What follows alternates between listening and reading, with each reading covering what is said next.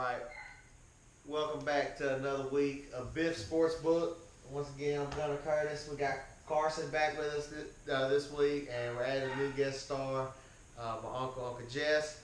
He's with us, helping us kind of with some picks, what he thinks. He's got some good insight. Before the season, me and Uncle Jess kind of talked about who we thought was going to win, where they kind of ranked, what everybody was looking like, teams we thought were good, different things like that. So he's got some insight that'd be interesting to hear. To recap from last week, Thursday night game, I took another loss on the Steelers-Browns. It was hard. Steelers had Juju Smith-Schuster, James Conner, Dante Johnson go out. Big three go out. They also lost Pouncey in the fight that everybody knows about later on in that game. Mason Rudolph performed like he was in the 6th grade. So we have the Steelers no longer have any skill starters in their ranks. They lost Marquise Pouncey for 3 games.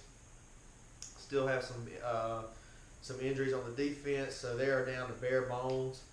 This has been the second week that I've taken a loss on my Thursday night games, so that was unfortunate. Saturday, woke up hopeful for a good Saturday of NCAA football. It was kind of weird. The games that Carson was adamant about that I was going to lose, I did lose, and the games that I was adamant that he was going to lose did lose. So if we would have combined our thoughts right there, we would have made one on Saturday. The 2 big losses that I called as being wins. Minnesota lost to Iowa. I thought that they would clinch that when Iowa showed up. Auburn lost to Georgia. Knew that was going to be a close one. I thought Bo Nix would be able to get it done. They just weren't able to pull it through. And then I called Oklahoma and Baylor as my hot seat game. Baylor didn't clinch it. I did have them in some of my bets. I had Oklahoma and in others. That was one that I told you to be sure that you cover both ways if you were going to bet it, or just stay away from it altogether. Also, Sunday plan was wake up, reinitiate the bets that I lost after that Thursday night loss.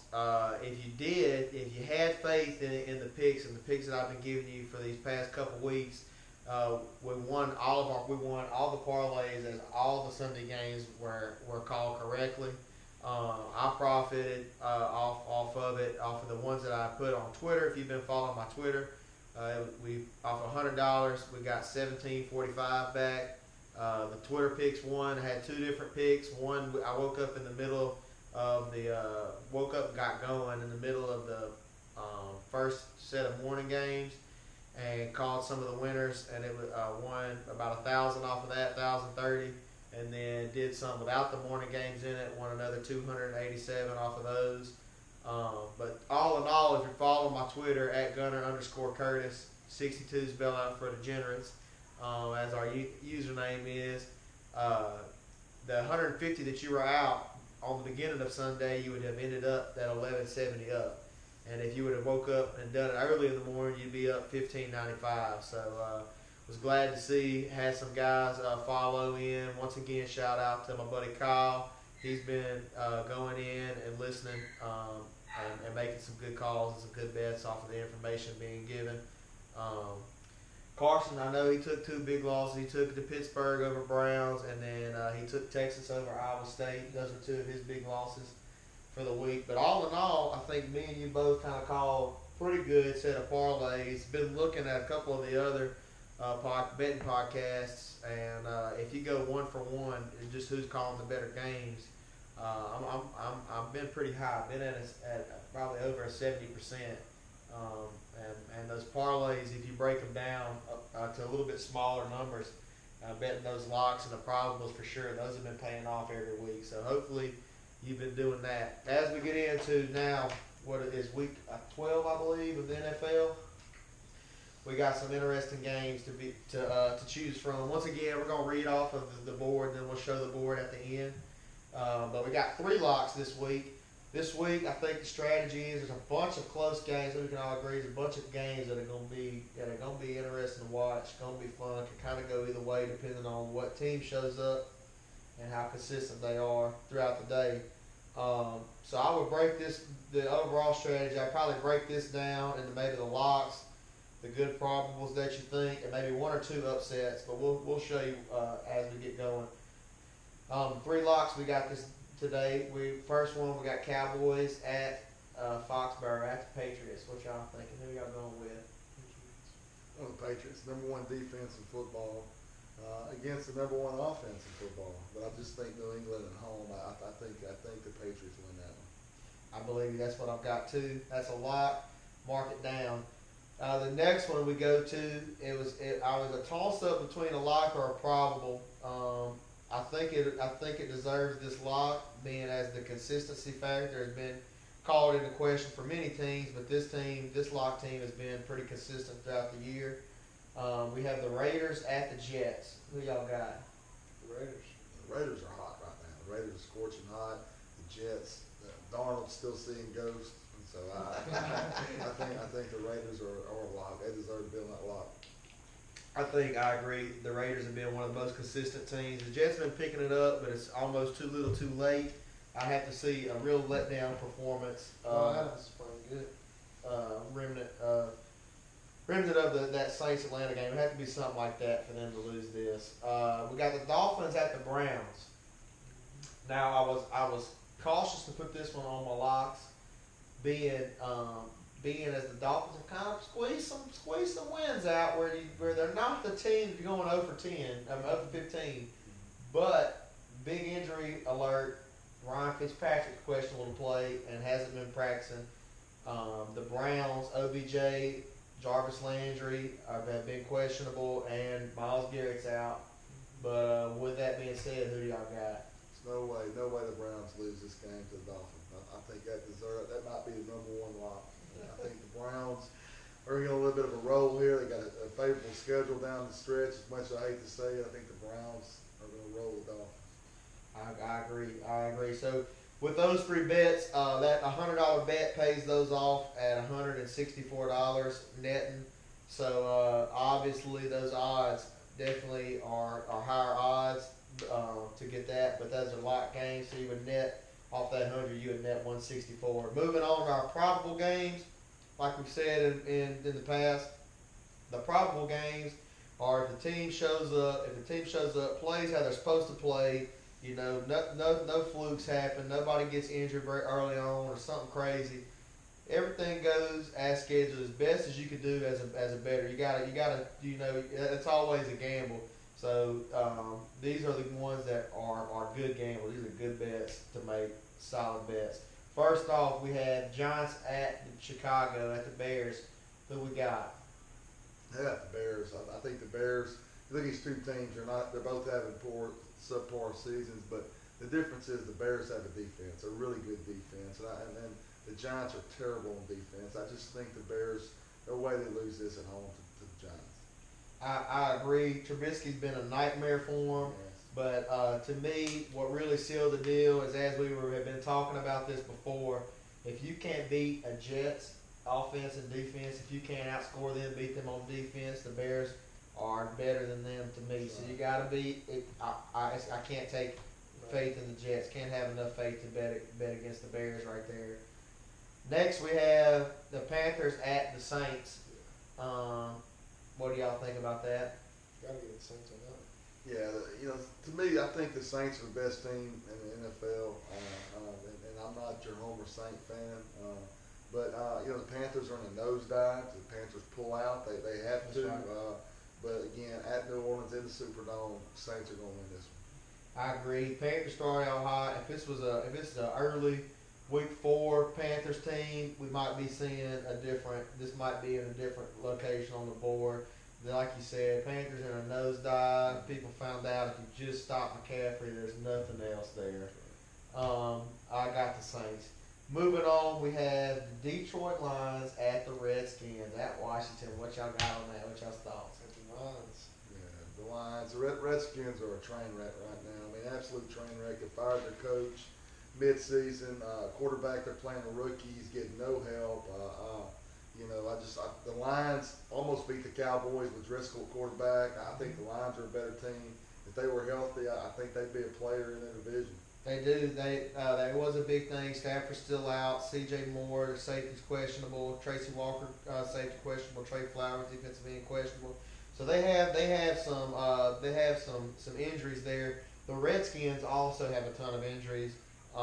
They have a lot, pretty much all their key players, and as we've seen throughout the season, they haven't even stacked up. Like you said, Driscoll performed well last week. I think they got it in the bag still.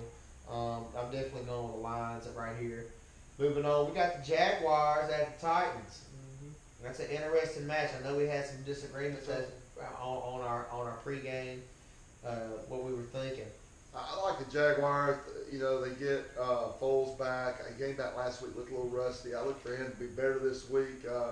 Thing is, the Titans have had the Jaguars number. That's one of the teams in that division that usually beats the Jaguars. You scratch your head and wonder why. But I like Foles' return to form here. The Titans have been, man, they benched Mariota. Tannehill's playing good, but Tannehill's not the long-term answer. The Titans are one of those teams that's devoid of offense. I think Foles and Jacksonville goes in there and wins. You know, I gotta disagree with you. I'm going with the Titans for reasons of this. Tannehill hasn't proved to me this season that he's not the man. When people have gone to the Titans and playing, when they've gone to Tennessee to play, they've showed up. Derrick Henry, he looks like the old Derrick Henry, not Cheeseburger, Eddie Lacy, not anybody like that. He's not dropping balls. He's performing. The Jaguars have kind of struggled. Foles hasn't always been right there on this year. He's got early injuries coming back. He just don't have enough rapport with me yet to really kind of feel good with him in the Jaguars offense yet. And so I just got to go with the Jaguars. Haven't really done anything for me. It's one of the teams that we had talked about with the Texans being one of the better teams preseason that I thought was going to come out. Have just been lackluster for me. The Titans have been somebody that kind of just popped up on my radar and have just kind of showed me what they do. I know Phillip Rivers blew that game, but the Chargers are a decent team. The Chargers are to me a lot better than the Jaguars right now, and they got that head clipped at Tennessee. I'm gonna have to go with the Titans on that. That's my probable win is the Titans beating them. Yeah, I like the Titans.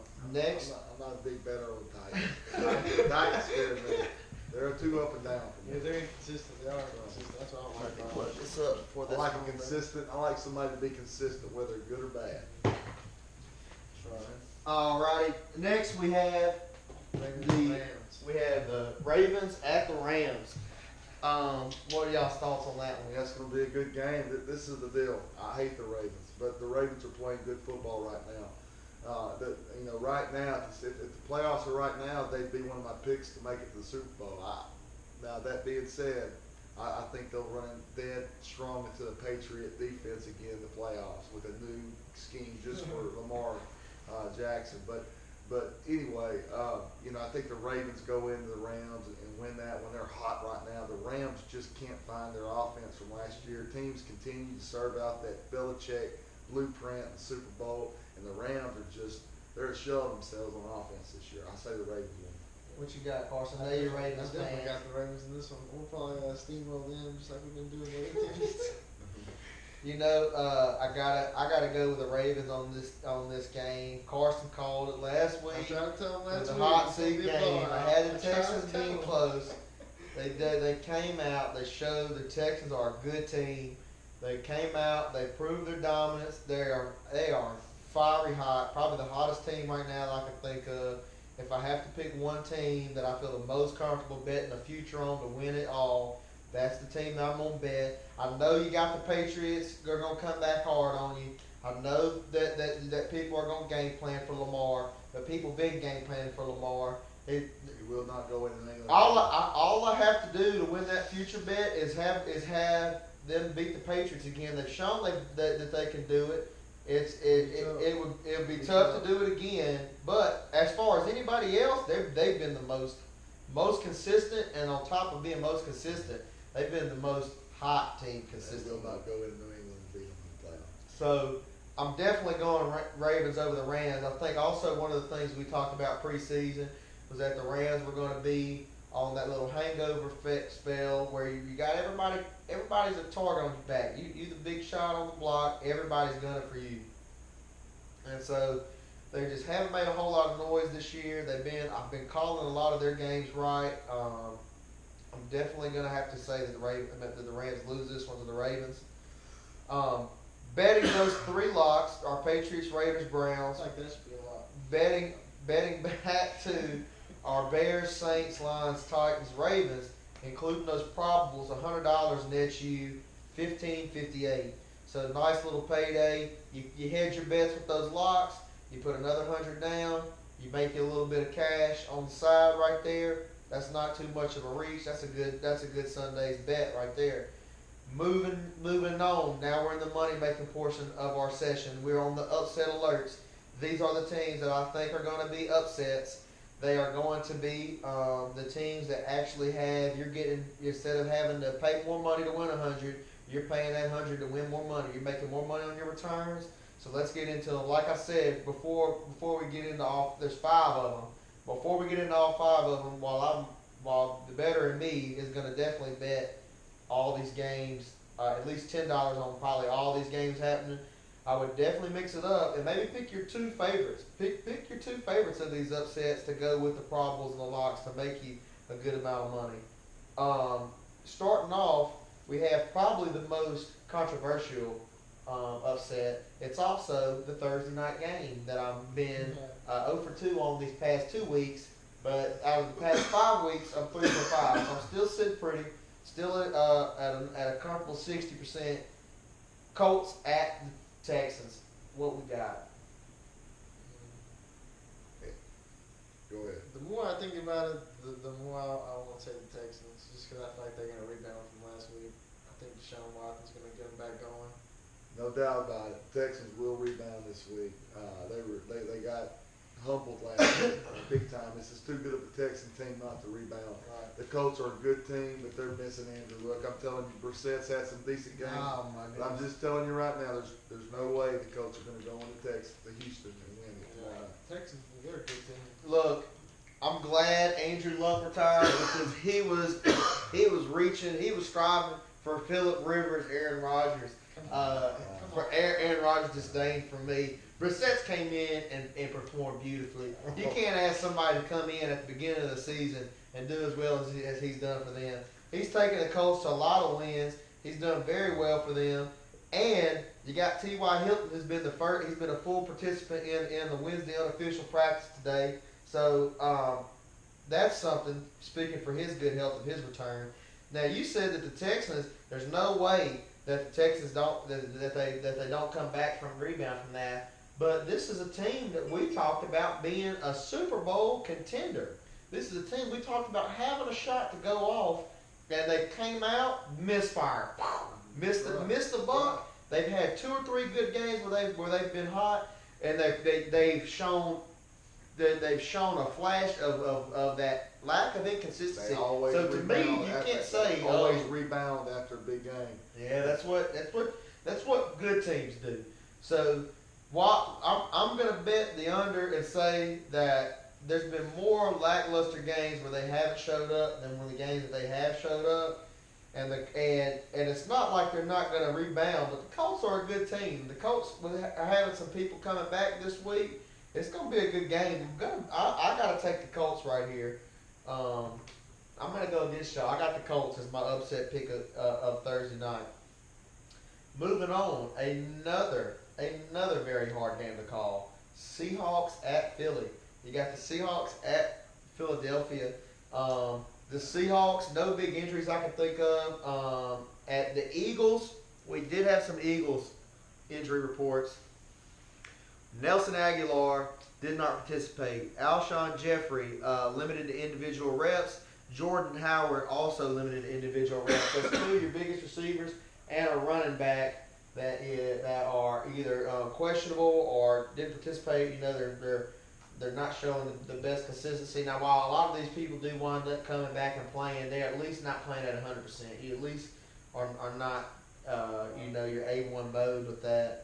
And then they've been a team. The Eagles to me have been a team that hasn't really performed. They've been an Chief, you're exactly right. This is a tough game for me because I really believe this.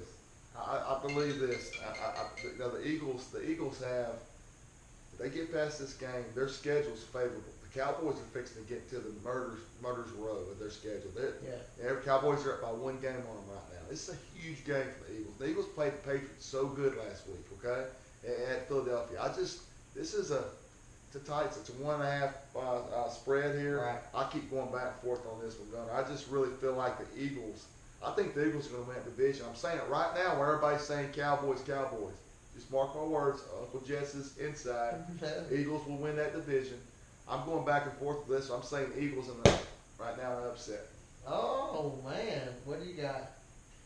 I'm having to go to the Seahawks. I like Russell Wilson. He's a winner. So He is. I think he's going to pull out a way. He usually finds a way to win He's those tough MVP. games. He's MVP right now. Correct me if I'm wrong, but both of these money lines are negative, correct? Both teams That's right, are negative. that's right. So this is how tough of a game it is to call. That there's no extra money to be made. At no point are you going to put $1 down and get a favorable return on these teams. Both of these teams are looking favorable. There's a lot of people as analysts butting heads on this game right now. That's exactly right. And so you get a good Seahawks team. Seahawks have been one of the most under the radar teams this year. They've Right. had some nail biting losses. That's right. Everybody's finally kind of seen a little bit with them beating the 49ers the And other some week. nail-biting wins. I mean, they're one Yes. of those teams that's going to be a They're good one of win. those teams. It's a fighter. It's one of those rocky teams. One of those early rocky teams that he's a fighter. It's going down to the wire. You know, he's just always going to keep coming. You have to withstand those punches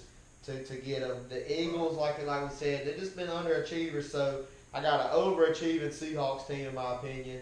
That's made some great ads with people like Clowney on their defense. That made them really strong. Russell Wilson's performing well. Chris Carson's doing good. And then you got an Eagles team that's not quite living up to. They're kind of still stumbling a little bit. They are doing well, but they just kind of haven't put it together all the way yet. They're better than what they've been playing. I got to go with the Seahawks right here. A little bit better odds on that payout as well. Got the Seahawks. Moving on, we got the Buccaneers at the Falcons. This is another one that we disagreed on. I'm interested to hear what y'all got to say. The Falcons are hot. They've been terrible all year. And to go into New Orleans and win, okay, without Freeman. And then last week to come back and beat the Panthers, in the Panthers rebound game. The Falcons right now are playing their best football. And then I watched them last week, and I was shocked at how good they're playing. You turn on the TV, and they look like a team that won 8 or 9 games. And so the Falcons are playing well. And I'm just telling you, I think who you take, Matt Ryan, Jameis Winston. I'm going to take Matt Ryan. I agree. I got the Falcons in that one. This is where I disagree with what was being said.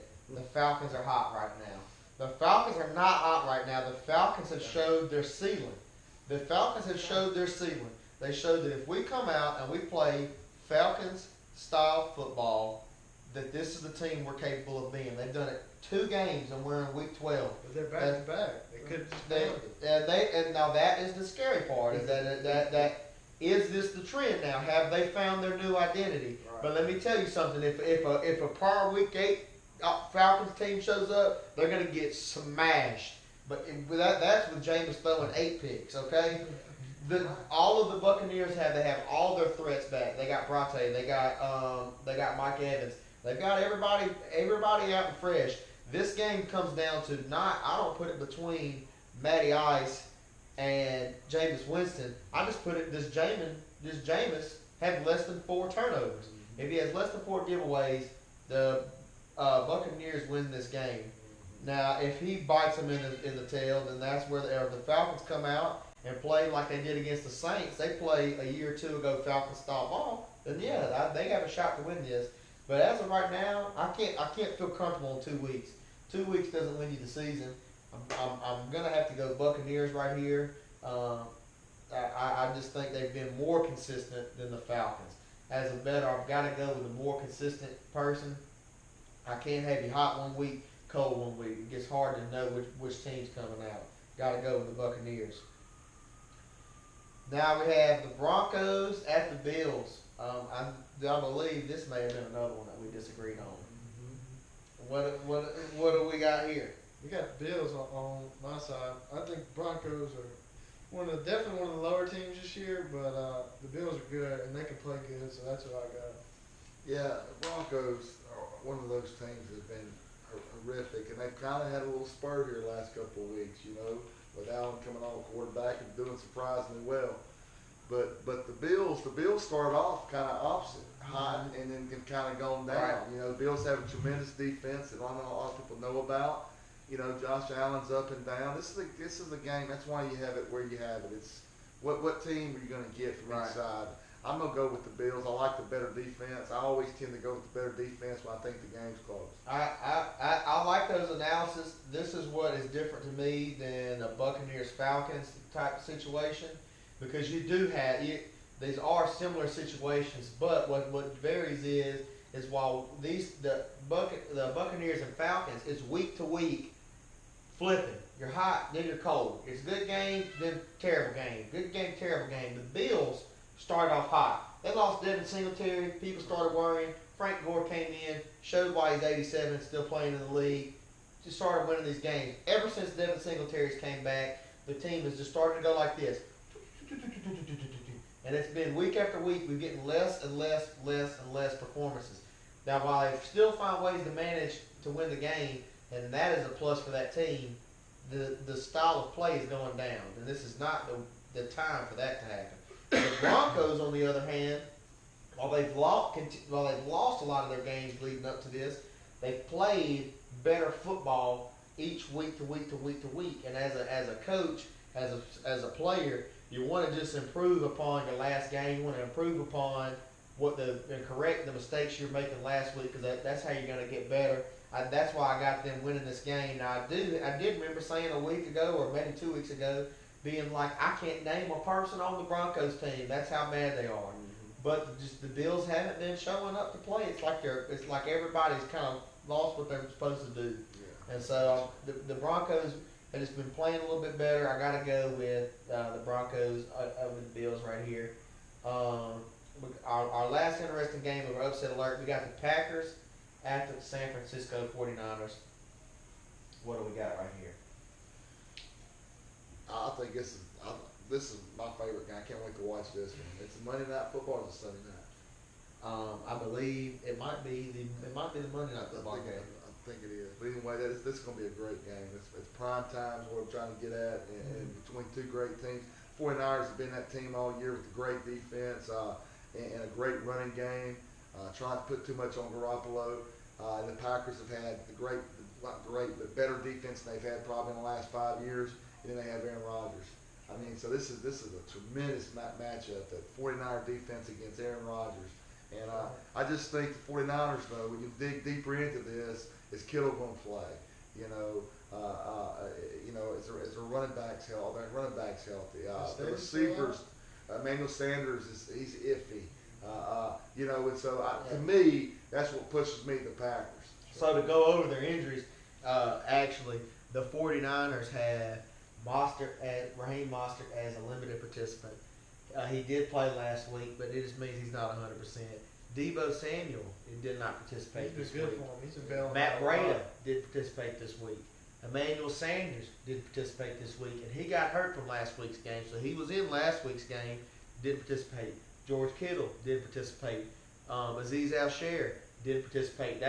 He's questionable. He did not participate. He's a questionable return to their defense. That's a big blow on their defense. They're already down Kwame Alexander. Staley's still out. You got sticks and stones. You're hanging on like you're Gunner, this could be your NFC Championship matchup. Here. Right. This game is not. I'm going with the Packers here, but this game is completely different with a healthy 49ers game. I agree with you. Then 100% you have to dig into it. But you know what? As I got the Packers winning here, but Aaron Rodgers can pull you a Phillip Rivers and not show up too. But the Packers, they've been doing well. You got a good Packers defense, one of the better Packers defense that have been on that team. They've been a little lackadaisical on that run, and so we're going to have to see how the 49ers being that run heavy if they can stop them. But then if you stop that run, you force Jimmy G to throw, and now you don't have his best receiving threat out there. You got Debo and Emmanuel Sanders, who's been his bailouts after that. And that's what Seattle did last week. Seattle basically loaded the box and manned them up outside. And then the Cardinals stopped the run and made them throw to Sanders, made them throw to those receivers. And so now you're running low on people you can throw to. You're running low on that talent. It's going to be interesting to see this game. I do got the Packers winning. It makes me nervous just because I've been on against 49ers this year and they bought me, but that was with a lot of their people. So I got to go with the Packers here. That's our total upsets. If we go with lots, probables, and all the upsets alerts, you're gonna have a really good payday. It'll be $164,300 off of a $100 bet. So like that upset alert, you're just making buku. That's why I said I probably would bet. I wouldn't bet 100. I'd probably bet 10, and 10 would take you down to 16,000, almost 500. So great payout off of $10. Why not put that on there? The better bet is take you two or three of those out of there. Take you one or two just to make that lock and probable. Just have that nice payout for you. That way, when you win your locks and probables, you're excited. Yes, I've won $1,700. I've got my little shoebox up. But now, if that last game, that last leg of that parlay pays off for you, ooh, it's so much sweeter. I only have one hot seat this week. It was tough to put as my hot seat game, being a fan of these teams, one of these teams. We got the Steelers at the Bengals. To go over the injuries real quick, the Bengals, they haven't showed up all year. I don't even know if they got a team. The Steelers, we're running low. We have 0 skill starters. We have Mason Rudolph will be back. But we have Juju's out, James Conner's out. You have all your starting positions out. You got 2 people on the defense that are questionable to start, and you got Marquise Pouncey that's out. Those are all 3 big blows. You got a quarterback who hasn't been looking good there, and then they finished the game the other night with 2 receivers. I mean, they were active. Yeah, if they just put Switzer on the hour for the year. They're down with the bare bones on offense. Yes. They're down to JV squad games, but then you're playing against a JV squad team. Very hard game to call, in my opinion. I personally, on my gut calls earlier this week, called the Bengals. Now Vegas must know something I don't know because they got them as a 7-point favorite, and they got the Raiders game a 3-point favorite. And there's no way in my mind that I have the Raiders being that close, the Raiders and Jets game being closer than the Steelers-Bengals game, which is going to be a knockdown, drag out because nobody's going to be playing. If you force me to pick, I'm going to have to go with the Steelers. They're the favorite. They're my team. I'm going to go with them. But this is a game to stay away from, in my opinion. But what do y'all think? I think the Steelers, you talk about both teams' offenses are bad. Okay, Steelers, all their players are hurt. The Bengals are starting their backup quarterback. I think then you go with the defenses, and the Steelers have one of the top 5 defenses in the whole league, and I think that's where the point spread comes in. Mm-hmm. The Steelers' defense is basically win the games, give them short fields, and give them pick sixes and scooping scores. And so I guess that's where you're coming from, but it's on the road at Cincinnati. It's a scary game. That's one I stay away from too. This is another thing is you always, as a bettor, it's like when it goes black 1,000,000 times, on that 100th time, you start betting the other side. They're 0-10, 0-11 now. 0-10, I believe it is. The Bengals are. Yeah. So there's going to be a game. I don't think they finish out over. This is a game that I can see the best chance that they got of winning a game. I can see that being in their minds, but I mean, like I said, I got to go with the Steelers. That's our last hot seat game. If you total up all the games, you call all of our picks that we've talked about that I have on the line. That total went from 164 up to 219,000, and so that off a $100 bet. So a great payout if that hit. That's the granddaddy grand slam Altuve walk off. That is the Mac Daddy. In the NCAA, we have some terrible games going on in the NCAA.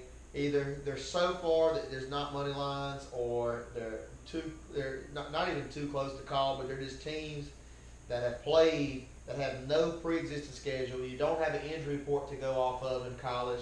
There's no that scheduling. If you play teams that are just from out of the blue, it's hard to get a read on these teams. So I've only got 4 good games on the NCAA. 2 of them are probable. 2 of them are hot seat. Started off, we're going to Illinois at Iowa. As everybody who's been following the podcast knows, I've been riding Illinois all year. They pulled off some great upsets for me. They've got Wisconsin. They've knocked off Michigan State. They pulled out. Lovie Smith is doing some wonderful things up there. What makes me nervous is it's like a middle school love. You know, all lovey-dovey you get has some great fun moments to begin with, and then the reality sets in, the truth sets in, and bites you right there. They're playing an Iowa team that before last week I said hasn't been tested. Minnesota is a good team, good football team. Iowa is the favorite. If I'm betting on these 4 NCAA games separately, I'm gonna throw Illinois in as they're almost 5-1 favorite. 5-1 underdogs. But if I'm being a smart bettor, I gotta go with Iowa right here. It's just a hot seat game in my opinion. That I think Illinois is in about a 34, 35, 40% chance of winning the game. Well, people are starting to take Illinois serious now. Right. Before, I think they went in kind of haphazardly. It happens. Illinois hadn't been good. Mm-hmm. Okay, I'm like you. I think people are starting to take them seriously and understand what they are. They're a program that's getting better, and so now they're going in with people not taking them for granted as a gimme. I think that's what you're starting to see. I think you're going to see it with Iowa. I think Iowa knows what's at stake. Iowa still has a chance for a New Year's Day bowl. I think that's what they're playing for. Mm-hmm. Iowa wins that. I agree. Moving on, we got Texas at Baylor. This has been Texas has been one of the hardest teams to call this year. They had a great shot to make the LSU run. The LSU's done. Right. Had they won that game, they had the capabilities to be in that same type situation. They've just been lackluster. They've been a team that has just not performed, and they've had the few games that they've showed up to. But you got a Baylor team on the other side of that coin that's won a lot of games, been beat, should have been beat a lot of times, and won on a late drive field goal kick, go to overtime, and make something happen. And so Baylor's your favorite there, but who do you got winning this game? I hate to say it. I got Baylor winning. I'm a Texas fan, and Texas is just on a slide right now. And this is a scary game. I see why you got a hot seat, because Texas has got their heels dug in. They need this win to stay above the Mendoza. They need this win to make sure they're bowl eligible. They need this win bad. Baylor, on the other hand, just trying to rebound. They were an eyelash away from beating OU and taking OU down. Yeah, they win. Their games are tight, but this team's shown that fighter mentality you talk about with Seahawks. Right. And so, at the end of the day, you can't kind of fault them for winning close games. Right. To me, that's a great trade. And that's another flip of that coin of good side, is that you can look at it in that light and say, when it really matters, when it comes down to that, this is the play that matters. All the other game is nil. This determines the end of the game. They've shown not once but multiple times that when it's time to put everything on the table, put your chips on the table, that they're ready to play, and they come and they make those plays. That's why I got it at a hot seat. I got to go with Baylor. Yep. That's the smart play. Texas does have the capability to win the game, but I got to go with Baylor as the actual pick. Oh, good, Baylor. We got 2 more. The last, we got Penn State at Ohio State. This is a probable game in my opinion. You got a Penn State team that's lost to the Minnesota. That is kind of their last couple of weeks have played a little bit less than what they were showed in earlier weeks.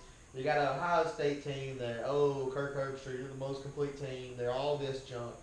I would love for Penn State to pop them in the mouth, but I think if both teams show up, I got Ohio State coming. I think you're right. I think Ohio State is easily one of the top 4 teams in college football. Disputable right there with LSU, who's number 1. That's going to all play out here in a couple of weeks.